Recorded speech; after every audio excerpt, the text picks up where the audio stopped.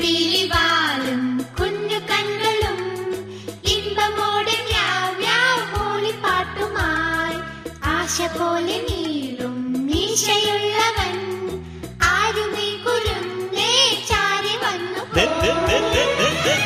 മഞ്ഞക്കുഞ്ഞിക്കാതുള്ള ചക്കിപ്പൂച്ചയ്ക്ക് ചക്കര തിന്നാനുള്ളി മോഹമുദിച്ചല്ലോ.